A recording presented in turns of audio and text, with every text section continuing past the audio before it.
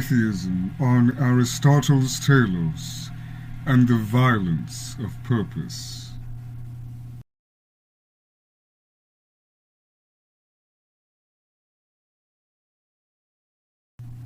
The Aristotelian concept of telos is often regarded as one of philosophy's most soothing and placating expressions. In a world of perennial traversing's of roaring and raging polarities, it bestows measured intelligibility.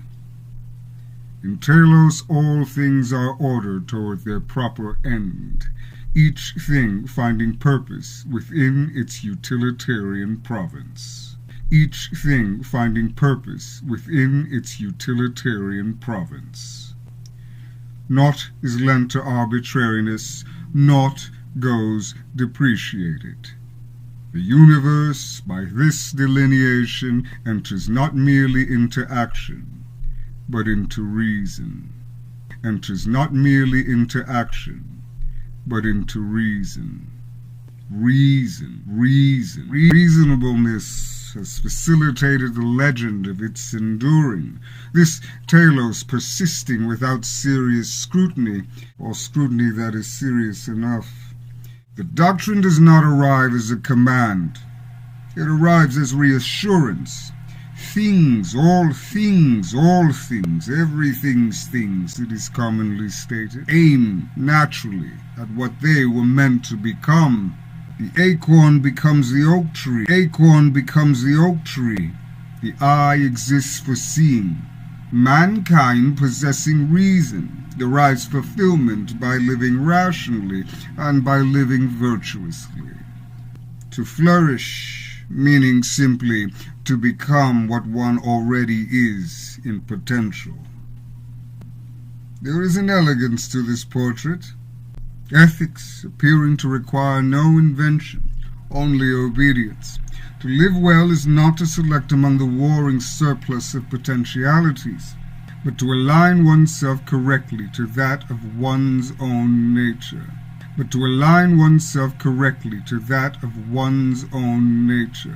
The good life is not fashioned, it is unveiled. With this, the master Aristotle offers us something rare. Morality based not in coercion. One rooted less in law and more in common sense.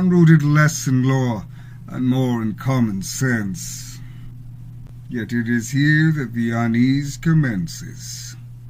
For telos does not only pronounce descriptions of behavior, it subtly dictates how deviation is to be understood. Once a final cause is established, that which does not conform to it is no longer merely different, but deficient.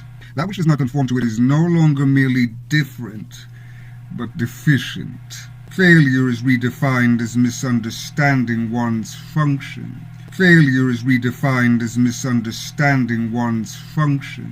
One's very purpose of being. Excesses become errors, refusals, pathologies. What the doctrine never questions is whether these potentialities must submit to their outcomes at all. Need submit to their outcome at all. The acorn is assumed to desire the oak tree, and mankind, possessing reason, is assumed to liberate rather than constrain. Motion is meaningful only insofar as it arrives at somewhere recognizable. Completion is the aim above escalation, above excess. Such are practical and reliant preferences. But preferences no more. Derive not from things observable, but of things metaphysically imported. Here the defenders of Telos would see little of contention. Most would surely agree that it is obvious the eye is foreseeing, that reason distinguishes us from those who walk on all fours. Reason distinguishes us from those who walk on all fours. That flourishing involves living in accordance with one's nature. The denial of these observations is but a vulgar and willful perversity of intellectual integrity, a simple willingness of blindness, and a rejection of the facts of life. It is, however, from this very appeal to obviousness which has allowed Telos the comfort of evading further scrutiny, doctrinally anchoring itself not as doctrine, but as warm and welcome familiarity. Doctrinally anchoring itself not as doctrine, but as warm and welcome familiarity. It presents its conclusions as something the rationally minded believe to already know, stealthily acquiring their agreement, their acquiescence unconscious, for it all feels so natural, and therefore must list among life's more fundamental and unquestioned truths. Of course, all that which feels natural is nothing more than what has been repeated the longest.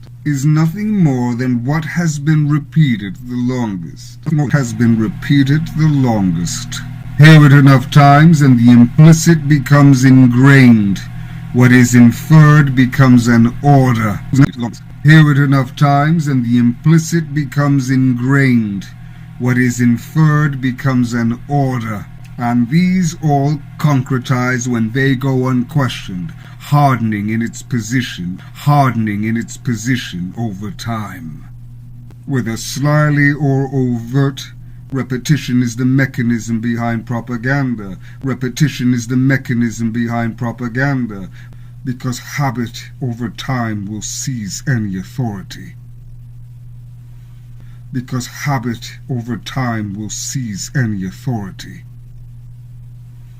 For its proven adaptability alone, Telos stakes its claim with force, easily migrating from biology into ethics into politics, and so forth, hierarchical structures forming the instant purposes granted ontological status, forming, unfurling, furthering with ease. If human beings have a preset function, then comparisons are unavoidable, and judgments will be passed to determine all that would improperly execute its functions as being deficient, or worse, a total failure, either requiring repair or prompt discarding.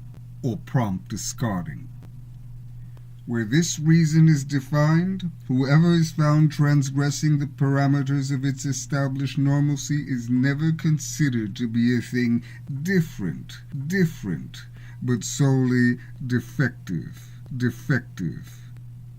Thus the account of nature's engineering develops into a technology of normalization. I-Theism agrees that being pursues its ends. It denies, however, that these ends are in possession of any moral sovereignty.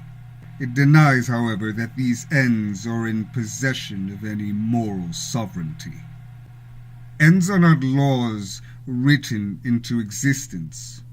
They are descriptive impositions pressed after the fact. Ends are not laws written into existence.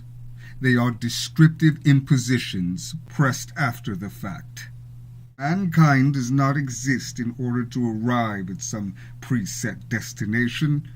It exists as force, power in motion. It exists as force, power in motion. It exists as capacity, as pressure capable of exceeding its prior forms.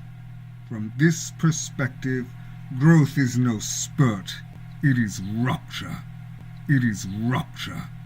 its ever-building escalations evidencing vitality. In contrast, what Aristotle names as facets of nature's harmonious structure remains to the I-Theist as still structure. Structure. All structure is confinement. All structure is confinement. Any is containment. What appears first as virtue comes now to reveal itself as obedience, refined, until the requisite glamour takes, and it becomes aesthetically pleasing. Enough to fully distract. I do not agree with the knowledge of the master, only with the tone in which he's chosen to impart his knowledge upon his students. In short, Aristotle speaks as a god, but as a god speaking not to an audience of equals. I'll take it from here. The persistence of Telos is not a sign of its enduring truth, but of its undying convenience. Comforting those who fear excess and reassuring those who would always opt for order above intensity. Its Geist, appearing and reappearing multitudinously, in varied forms, but always wearing the same masks. Moderation, reasonableness, common sense, but nothing alive has ever exceeded itself by obeying its final cause.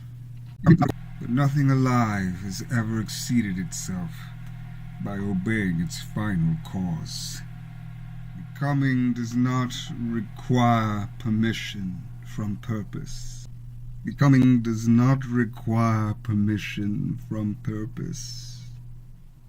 Overflowing, thus overwhelming, it seizes such by consuming such. That is here in Moral, I-Theism and Philosophy. Your host, Reverend Count Moral. Dreary evening.